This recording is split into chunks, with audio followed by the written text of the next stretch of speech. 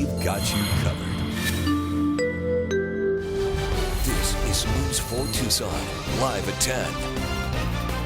Good evening and thank you for joining us. I'm Danelle Confair. We start tonight with some breaking news.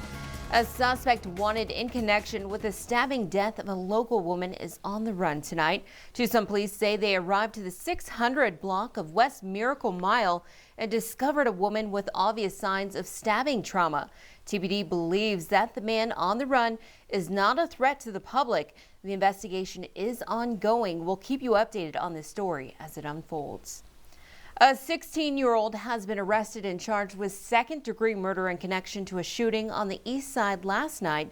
Tucson police say 35-year-old Anthony Watkins was killed last night during an argument with LaShawn White, who investigators later arrested after White called law enforcement and offered to give them information about the shooting.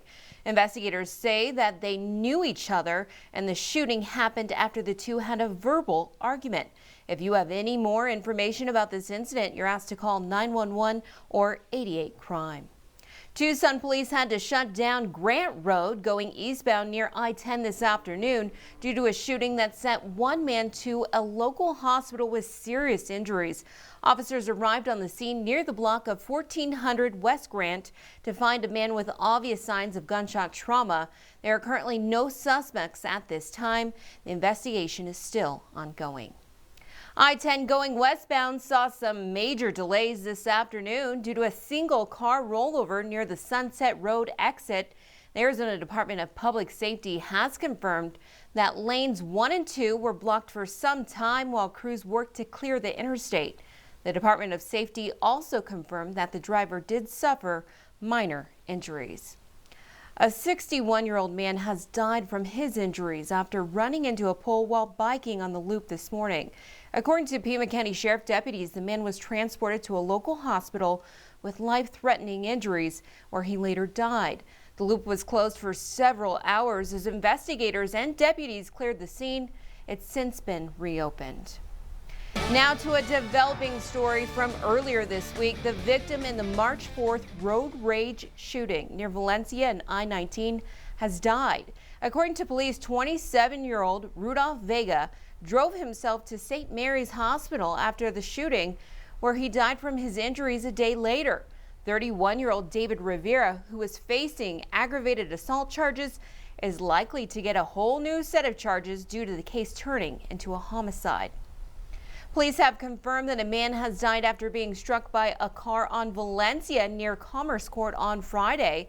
43-year-old Santos Fidel Thomas died of his injuries after being transported to a local hospital. Officers confirmed that Thomas was not in the crosswalk at the time of the crash and was wearing dark clothing. Switching gears now, Governor Doug Ducey's executive order allows occupancy limitations to expire in cities with 7 weeks of declining cases in Arizona and increased vaccine distribution. News 4 Tucson's Mark Mangura caught up with local establishments to see how this affects them. He joins us live tonight from the north side with more. Mark. Danelle, restaurants, gyms, theaters, and a few other industries all received good news when the executive order came out. And while it's going to affect some of them more than others, it's a positive sign for their businesses moving forward. Even though the occupancy limits have expired, social distancing and mask use will remain in place. This applies to restaurants, bars offering dining services, theaters, gyms, water parks, and bowling alleys.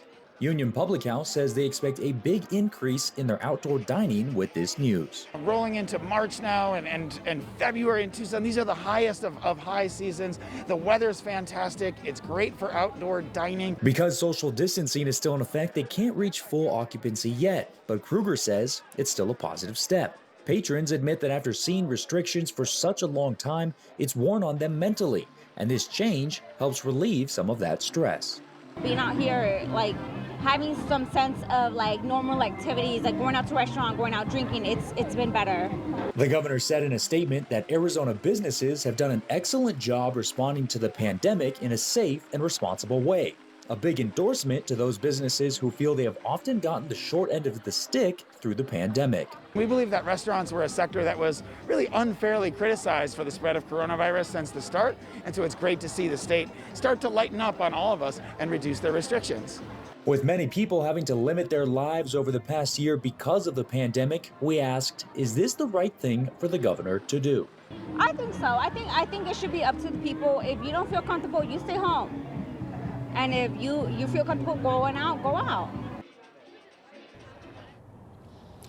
The governor added that this is a measured approach and that the pandemic is not over. And he asked that we still socially distance and continue to wear masks. Danelle. Mark, we know previously the county had put a curfew in effect when cases were surging over the holidays. If that happens again, what could that mean for businesses? Yeah, Danelle, the executive order actually addresses that type of intervention, and it says that mayors and local entities cannot implement procedures that would shut businesses down. So something like that would have to come from the governor's office. Danelle. All right, great information tonight. Thank you. That was Mark Mangura reporting on the north side. Now let's turn to weather with meteorologist Daniel McFarland. Daniel, beautiful night tonight. Really is, and the temperatures are comfortable too, but earlier today it was very warm out there. 88 degrees was the high temperature that actually tied the record that was set back in 1989. It's not a new record today, but it looks like that we've just tied the mark here. And across the entire state, we have seen a whole lot of variation when it comes to these warmer temperatures. So Pima County was a spot that really stood out as warmer across the area here. You can even see places further down towards the south reaching 89. Nogales to 84. Sierra Vista didn't get the memo. It was supposed to be warmer today. Only managed to get up to 79. So an excellent day for them. And really, if you're going outside right now, sitting at 68 degrees, nice and clear, low humidity, it feels great if you need to go out for a late night walk or anything like that, or early in the morning. You're also going to be seeing some great temperatures. And Danelle, we're going to be seeing that temperature dropping. So people that really want to feel those winter temperatures are going to have another chance. And I'll have details on that in just a few minutes. Now to the latest on the coronavirus. Today, over 2 million COVID-19 vaccinations have been administered in our state. The state health department reports over 307,000 vaccines have been given out here in Pima County, and over 117,000 people in our county are now fully vaccinated against COVID-19, marking 19.1% in the county vaccinated. The Arizona Department of Health is letting Tucsonans know that there are still slots for vaccines at the University of Arizona site. Prioritized individuals are able to make appointments by phone or online. You can find all that information on how to register on our website at kvoa.com/thecoronavirus. And speaking of the U of A, are you ready to watch some baseball and softball? Arizona Athletics Director Dave Hickey announced on Twitter today that the Arizona baseball and softball programs will now be allowing a small amount of fans back into the stadiums this week, saying in a statement, quote, Arizona Athletics will begin welcoming a limited number of fans at baseball and softball home games, beginning with Arizona Baseball's home series with Wichita State this week. End quote. The Biden administration's COVID-19 relief plan is one step closer to becoming a reality. The $1.9 trillion package passed the Senate along party lines on Saturday, but it has to clear one more hurdle before it reaches the White House. John Lawrence reports. President Joe Biden says the American Rescue Plan will help the U.S. rebound from the COVID-19 pandemic. Everything in this package is designed to relieve the suffering and to meet the most urgent needs of the nation and put us in a better position to prevail. The bill had no support from Republicans in the Senate. When people find out what's in this bill, they're going to lose a lot of any enthusiasm they may have for it right now, because this was not really about coronavirus in terms of the spending. This was a liberal wish list of liberal spending.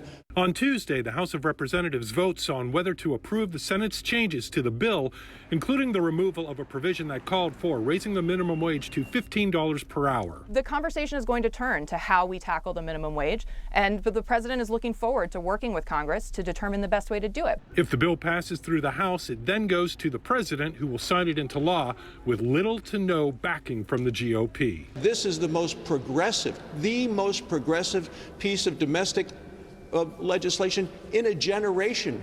This was never about getting people back to work or kids back to school or the disease behind us. That's where it should have been focused. I'm John Lawrence reporting. We've told you stories of teachers going the extra mile through the COVID-19 pandemic. Now another Southern Arizona teacher is in the spotlight, but with a twist. News 4 Tucson's Austin Walker explains. Vinnie Thomas originally joined TikTok for fun. He'd make and post videos for himself and his friends, but then that one video went viral. He's using this app to keep his students engaged during this very difficult time. Things I deal with every day. 2 years ago, you think about what you'd be doing. Do you think that you would be doing this? No.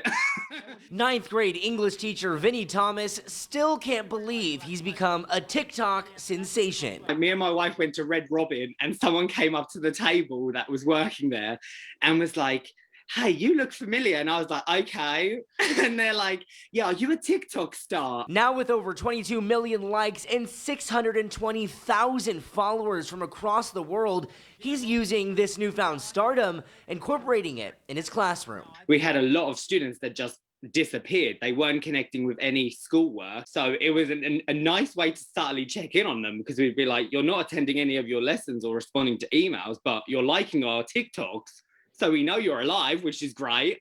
He says the pandemic has isolated students, and these videos are more than just to get a couple of laughs. I immediately joined TikTok. The entire Vail School District has his back. Julia Kaiser is the principal at Entrada Polytechnical High School and says these TikToks and type of engagement is something students need, especially right now. I thought it was just great because I knew that it was something that kids would connect with and kind of see the human side of him. And as we continue on with the semester, Thomas is already gearing up for the next set of videos. My Sundays are usually my filming days, where I'll go to my empty school, film like a bulk amount. Actually, I think my daughter follows him on TikTok, so we often have conversations about it. Hoping to keep students motivated and intrigued on the screen. They both say when things return back to normal, the TikToks aren't going anywhere. We've got you covered from the north side. I'm Austin Walker, News 4 Tucson. Awesome story. Coming up on News 4 Tucson at 10, Prince Harry and Meghan Markle sat down with Oprah in a revealing interview. Plus, Governor Cuomo continues to find himself entangled in controversy. Stay with us. We'll be right back. We've got you covered. This is News 4 Tucson.